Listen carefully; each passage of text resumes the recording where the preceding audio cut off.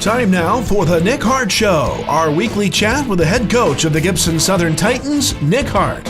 The show is presented by the Gibson Southern Football Boosters and brought to you by A&B Contracting, LLC, AgriGold, Best One Tire, Chips, SellMyTees.com, Cox Family Eye Care PC, Daylight Land Management, Du Bois County Garage Doors Incorporated, Duke Energy, Elite Insulation, Emerson Cattle Company, Fort Branch Dairy Queen, Foster Construction, Gerald and Trudy Bledsoe, Snap-on Tools, Grant Rydens, Hilliard Lyons, Ignite Heating and Air, in loving memory of Zach Bailey, in memory of Darwin and Eric Callis, Julia's School of Dance, Kissel Farms Incorporated, Eleanor Off-Road of Owensville, MyTech Systems, Pegram Concrete LLC, Princeton Auto Park, Pro Rehab, Progressive Health Rehabilitation and Orthopedic Associates, Reinbrecht Homes, Right to Bear Arms,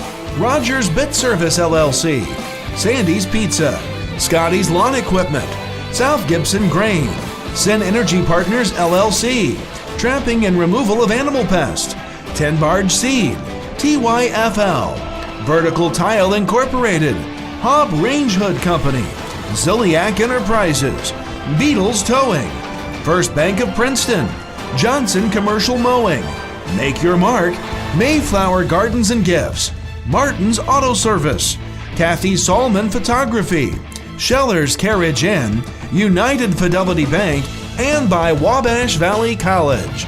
The Nick Hart Show, presented by the Gibson Southern Football Boosters, starts now on 89.1 The Bash.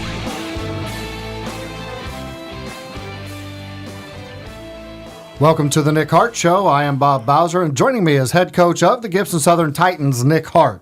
And Coach, your Titans are now 8-2 on the season after defeating Washington on Friday night 54-6 in the first round of the sectional. So let's take a look at the team and individual stats from the win for the Titans. First off, on Friday night, the Titans amassed 415 yards of offense, while Washington totaled 115. Rushing yards, the Titans had 186 rushing yards, while Washington had 96. Passing yards, 229 passing yards for the Titans, 19 for Washington. Looking at the fumbles, even though there was the rain and the wind and the cold, 0 balls put on the ground. That was a good thing. No fumbles on Friday night. No turnovers, in fact, for the Titans on Friday night, while Washington had 4 turnovers. Then scrolling on down here, third down conversions, 50%. I think you'll take that, 5 out of 10. And then fourth down conversions, got an A+. You're perfect, 1 for 1. So looking throughout those team stats, obviously it shows, just like the score does, your team dominated on the football field. Yeah, it was a good ball game for us. And, you hit on it, I think, with the weather and the conditions. Having 0 turnovers was fantastic. We've, knock on wood, done a great job of taking care of the football the past few weeks. So, hopefully that continues into this week. But that was a big deal, I think, given those conditions and being able to take care of the football. Well, and of course, I don't know if it's Jason and I that's the problem or if it just happens to be the fact that whenever we show up at Washington at Hatchet Hollow, even when we were broadcasting Mount Carmel, there was always rain involved. I can't remember a nice, clear night to broadcast a game there. Yeah, well, it was really nice in pregame warm-ups. we go back inside and come out, and it was raining sideways. So, it came at the most inopportune time that it could, I guess. But, I was proud of our kids. I thought, the field wasn't in great shape, and then all the rain didn't help. That's an understatement. We handled it very well. I didn't know how we were going to handle it, but they handled it very well, and were very professional and business-like in their approach. Well, now let's take a look at some of the individual stats from the ball game. Brady Allen was 11 for 16, 229 yards and 4 touchdowns. And people are going to say, well, I thought you said there was weather and field conditions. And so, Yes, there was. There was plenty of it to be had, but still yet he threw the ball very well, 11 for 16, very efficient. Very well, and I think it's sometimes even harder to catch the ball than throw the ball in those conditions, and so our receivers did a great job on Friday night as well. But it's great to see that even in poor conditions that we can still throw the football around with success. Well, then moving to the rushing stats, Mitchell Spindler leads the way here. He had 8 carries for 60 yards and a touchdown, and all of that, I believe, was just in one half of play. And then Tucker Bowes comes in, and he says, you know what, Mitchell, I got one, and it's my turn. 7 carries, 51 yards and a touchdown. Nathan Bowes had 4 carries for 39 yards. Owen Bryant, the little Energizer Bunny, had 7 for 24. Seth DeLong had 2 carries for 17 yards. Ben Luttrell had 1 carry for 5 yards, and Ben Butler had 1 carry for 2 yards. So a lot of different guys, especially in a ball game where there wasn't a running clock in the second half, a lot of guys got to touch the football. Yeah, they did. A lot of guys got to play a lot, and that was great. Some of our young guys getting to play in a sectional game and getting that experience. I thought they came in and did a great job in the second half. Now looking at the receiving stats, Ben Butler had 4 receptions for 85 yards. Dawson Witt had 5 receptions for 84 yards. And Ben had 2 touchdowns. Dawson had 1 touchdown. Mitchell Spindler had 1 reception for 33 yards and a touchdown. Seth DeLong also had 1 reception for 27 yards. So 4 different guys catching the football there. A lot of yardage, and all of that for all 4 of those guys was in the first half of play. Did you even throw a pass in the second half? No, I didn't want to stop the clock. We didn't. Good call. We didn't throw one in the second half. And our starters didn't play in the second half. We got a big enough lead that we were able to get all those guys out at halftime. All right, so let's go to the other side of the football where on a night where your defense dominated so much, you're led in tackles by a player that was big-time Mr. Special Teams this week. Logan Murphin led the way with 5 solo tackles and 2 assists. Garrett Martin had 4 solo, 4 assists, and a tackle for loss. Lucas Ploss had 4 solo, 1 assist, and 3 tackles for loss. Sterling Stocker had 4 solo and 1 assist. And Max Beatles had 2 solo and 5 assists. And there's several other guys that we can name here on this list that had 1, 2, or 3 tackles. Yeah, I thought we did a great job of playing team defense. You mentioned Logan. I know that he made the tackle on the first 3 kickoffs that we had. He did an excellent job. He always causes havoc on the kickoff team and does a great job. But defense played very, very well, and a lot of guys got in on tackles. All right, Coach, so let's take a quick break here, and when we come back, we'll get your overall thoughts from the playoff game concerning the offense, defense, and special teams. But right now, we need to thank the folks that make the Nick Hart Show possible on 89.1 The Bash. The Nick Hart Show is brought to you by Ignite Heating and Air, Hilliard Lyons, Snap-on Tools Grant Bridens, Gerald and Trudy Bledsoe, Foster Construction, Fort Branch Dairy Queen, Emerson Cattle Company, Elite Insulation, Duke Energy, Du Bois County Garage Doors Incorporated, Daylight Land Management, Cox Family Eye Care PC, Chips, SellMyTees.com, Best One Tire, Agrigold, and by A&B Contracting LLC. You love sports. You're your team's ultimate fan. Why not turn that passion into the ultimate career? Enroll now in the brand new Sports Marketing and Media program at Wabash Valley College. Learn how to use digital video and other media to add to the fan experience, how to engage fans on social media, and how to create excitement by hosting events and promotions. Get off the sidelines and into the game. Find out more about the WVC Sports Marketing and Media program online at www.iecc.edu or by phone at 618-262-8641. Thank you for listening to 89.1 The Bash and the Nick Hart Show. All right, Coach, let's start with your thoughts. First off, with the offense from the playoff game against Washington. I thought offense was very, very good. Maybe the only, downgrade, if you will, was not scoring on our second drive a touchdown. We had to settle for a field goal there inside the 10.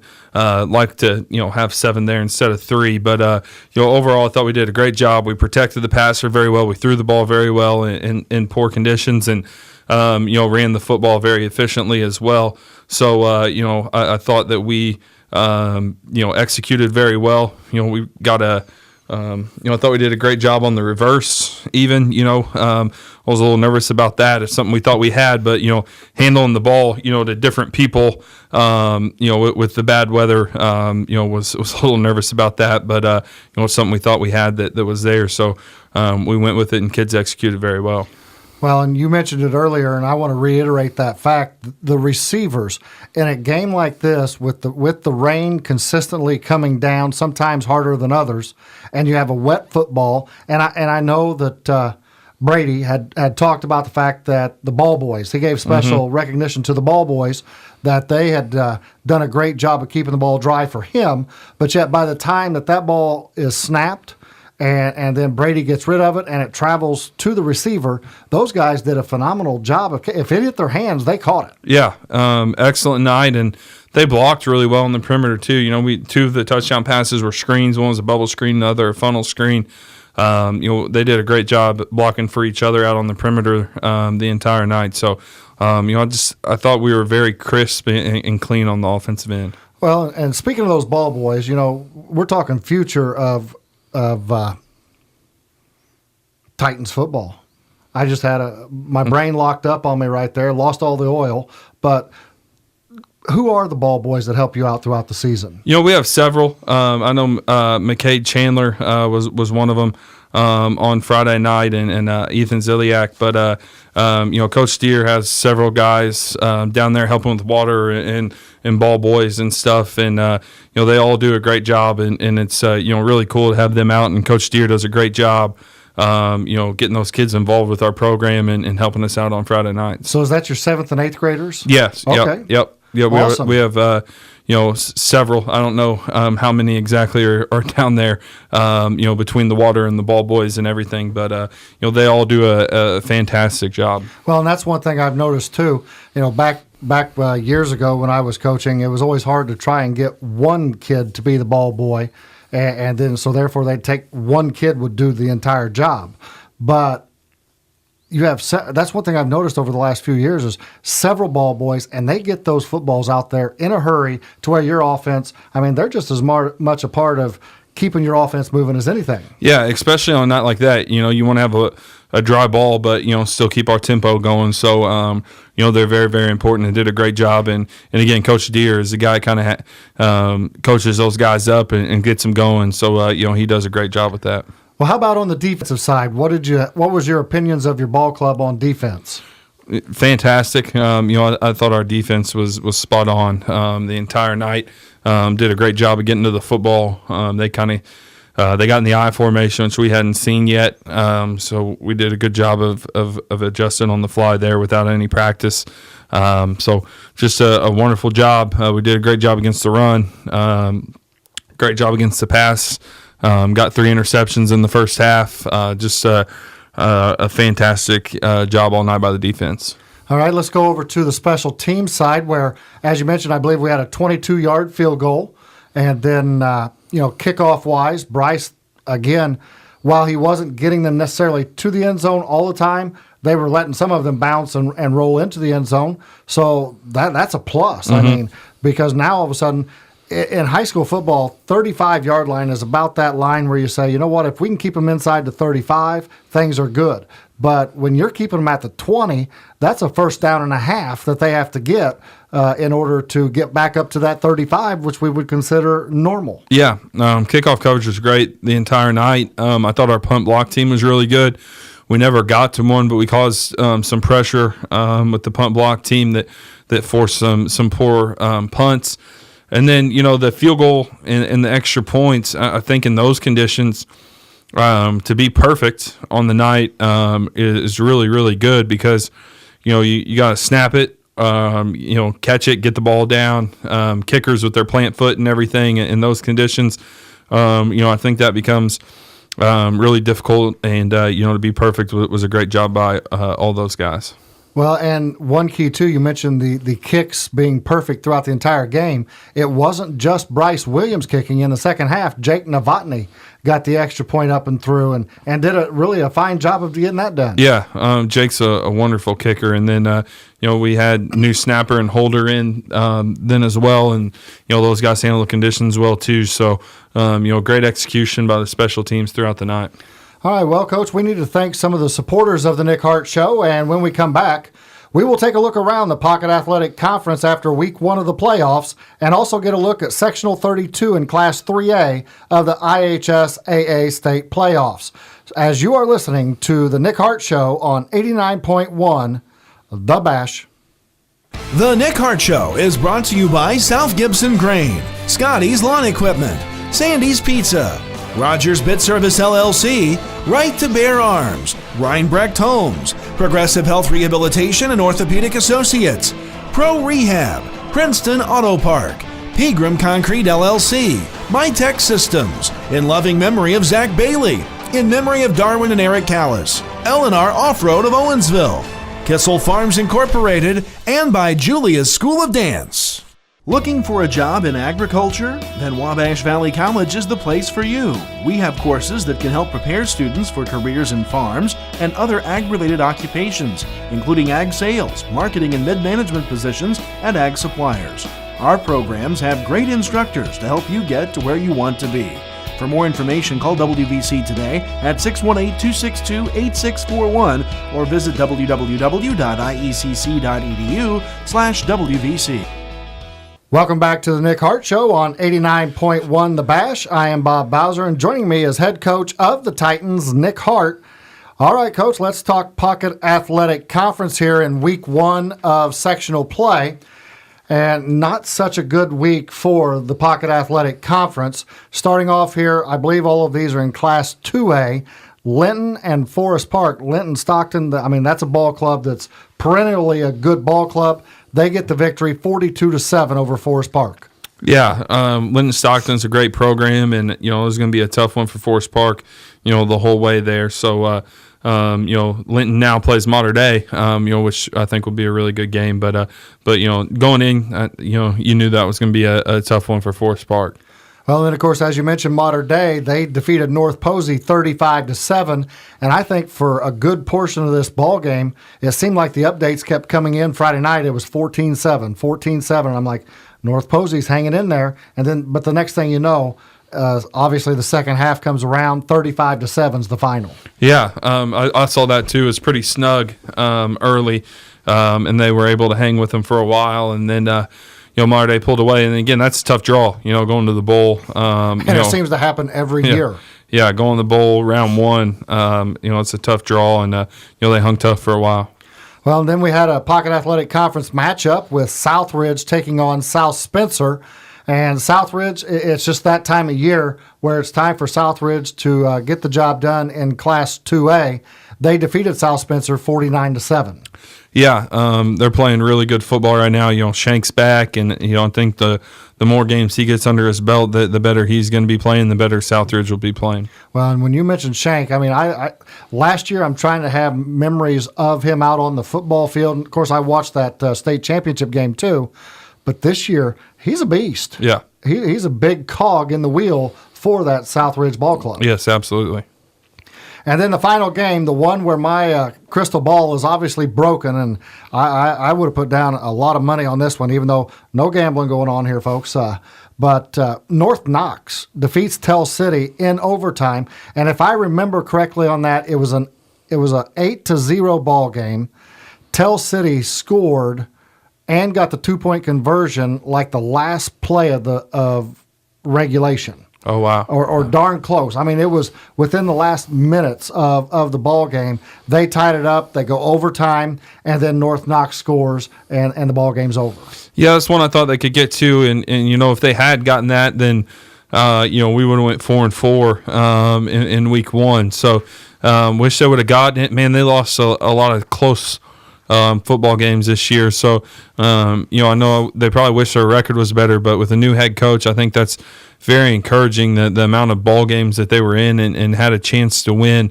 a realistic chance to win. I know they lost 2 in overtime and, a couple other by field goal or less. So that's a lot of close ball games that didn't go their way. And, I think that's a sign of good things to come for Tell City. Well, and of course, there's a few teams that I haven't mentioned here so far, and that's because they're all in sectional 32. So let's start at the top half of the bracket. Vincennes defeats Pike Central 56-6. This wasn't a ball game from start to finish. I think Vincennes scored on the first play that they touched it. Again, tough draw for Pike Central to go there because, Vincennes is a very good football team and, did a great job all season. I think they've won like 6 or 7 in a row. So they're obviously playing very good football. Well, and then the other game in the top half of the bracket is Evansville Memorial defeated Princeton 52-14, and things just keep rolling for Evansville Memorial. Yeah, I haven't seen them play. That's okay. We'll see it next week. Hopefully, yes. But the way they've handled business this season is very, very impressive in the SIC, and obviously continuing it week 1 here of the postseason. Well, of course, then in that top half of the bracket, what we'll see Friday night, a 6:30 p.m. ball game, 7:30 Eastern time. It'll be Vincennes 8-2 overall, traveling to take on Evansville Memorial, who is 10-0. So let's now go down to the bottom half of the bracket, where Heritage Hills defeated Mount Vernon. Kind of surprised by this, but then again, if the weather got to them, and it affects different teams. We just spent an entire segment earlier saying how the rain and the wind and the cold didn't affect your quarterback and your receivers, but yet a ball club that we know can put up points, Mount Vernon got shut out by Heritage Hills 47-0. Well, and Heritage Hills' defense is very, very good, and so not taking anything away from them. Mount Vernon was without their quarterback. That makes a big difference. He got hurt against Jasper, so just watching tape and getting ready. The kid that has all the receiving yards for him played a lot of quarterback for him. And kind of changed it. And Mount Vernon was running some different stuff, just trying to keep it close and as long as they could. But Heritage Hills, man, they're just playing great football, 10-0, and I know we'll talk more about them coming up, but they've really taken care of business week in, week out throughout the whole season. Well, and of course, then the final game in the bottom portion of the bracket of sectional 32 was your Gibson Southern Titans defeating the Washington Hatchets at Hatchet Hollow 54-6. So now that brings us to the matchup of Heritage Hills 10-0, Gibson Southern 8-2. It is a revenge week for the Gibson Southern Titans, and we're going to talk much more about this later, Coach. So don't even say a word. I'm going to keep you under wraps for the moment, but we'll turn it loose in a little bit here. But that's the way the sectional 32 is going to look on Friday night. It'll be Vincennes at Evansville Memorial, Heritage Hills at Gibson Southern. And, Coach, right now we've got one more segment to go, which means it's time to get the listeners ready for Friday night as your team prepares to tackle Heritage Hills for round 2 of sectional play. But first, let's thank some of the underwriters of the Nick Hart Show on 89.1 The Bash. The Nick Hart Show is brought to you by Sin Energy Partners LLC, trapping and removal of animal pests, 10 Barge Seed, TYFL, Vertical Tile Incorporated, Hobb Range Hood Company, Ziliak Enterprises, Beatles Towing, First Bank of Princeton, Johnson Commercial Mowing, Make Your Mark, Mayflower Gardens and Gifts, Martin's Auto Service, Kathy Solman Photography, Scheller's Carriage Inn, and by United Fidelity Bank. Looking for a career in the entertainment business? A career that allows you to work with the people behind the scenes to take a creative idea and turn it into a successful project? That allows you the chance to use traditional and new digital media formats? Check out the all-new Entertainment Business Certificate program at Wabash Valley College. Become a professional sales associate, broadcast marketing consultant, a digital media manager, or more. Find out more about the new Entertainment Business Certificate option at WVC today. Log on to www.iecc.edu or call 618-262-8641. Welcome back to the Nick Hart Show right here on 89.1 The Bash, or you may be using the free app to access the show on your cell phone. So, Coach, week number 2 of the postseason. Your Titans will host Heritage Hills on Friday night at Jack Jewell Memorial Field at 7 o'clock. And we will have all the action live on 89.1 The Bash with pregame at 6:45 p.m. Heritage Hills enters with a 10-0 record overall. We've seen them already in the preseason. A ball game, refresh my memory, was it 19 or 22-0? 31-7 was the final. 31-7? Yeah. Well, see, I'm giving them too much. That's too much credit. No, we don't want to give any more credit than that. We'll stick with my score. But no, just kidding. Either way, this is a ball game that when I think back upon it, even after the night that it was over and sitting there and replaying it in my head, driving home from the stadium, it's like, man, if we just hung on to the football, we're right there and in things, because the offense definitely had its moments and then kicked themselves in the foot. Yeah, they're a very good football team, and they had a lot to do with our turnovers too. Obviously, we're talking about us, and so we want to have better ball security. But I think their defense is very, very good. It always has been. They're always really tough to score on and do a good job of capitalizing on mistakes. We had the bad punt snap too that led to 7 points. I think. They scored 31, and if I'm correct, I believe 24 of their points were off of our turnovers, where they scored right after a turnover. So, we obviously have to take care of the ball better on Friday night, it's a tall task. They're a very good football team.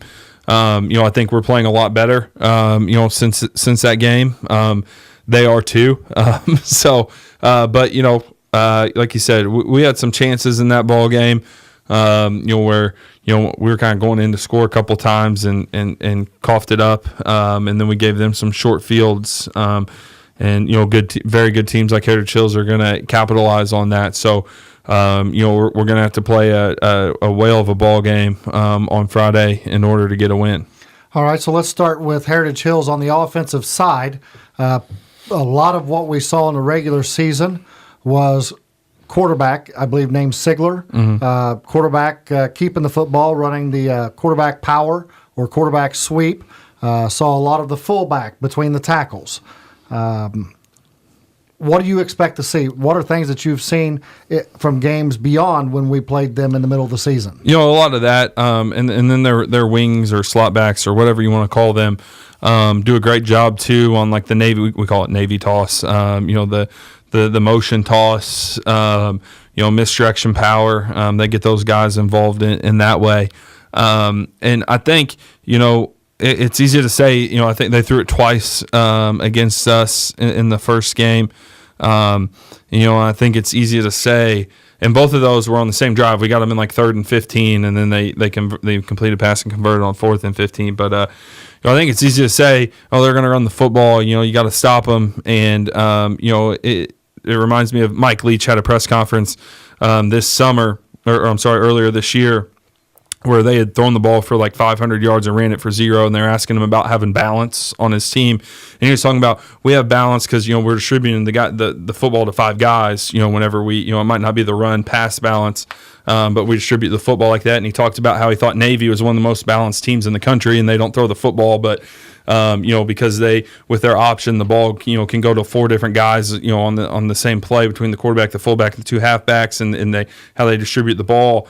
That's really what Heritage Hills brings to the table is, they're not balanced in terms of run to pass ratio, but they're very balanced in the fact that, you got to account for the quarterback, the fullback, and the wing backs, on the tosses and options and everything. And that makes it, very difficult to stop, and you have to play very disciplined, assignment-oriented football. And I think, one of the things that we got to do a better job of, and I know we talked about this the first time we played them, we didn't do a very good job on first down against them. It always felt like they were in 2nd and 5 or 2nd and 4, even better than that.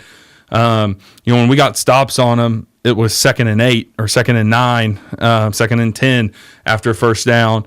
And that makes, an option offense, that makes it tougher for them. Now they got to kind of chunk a couple of plays as opposed to getting, 3, 4, or 5 a pop. We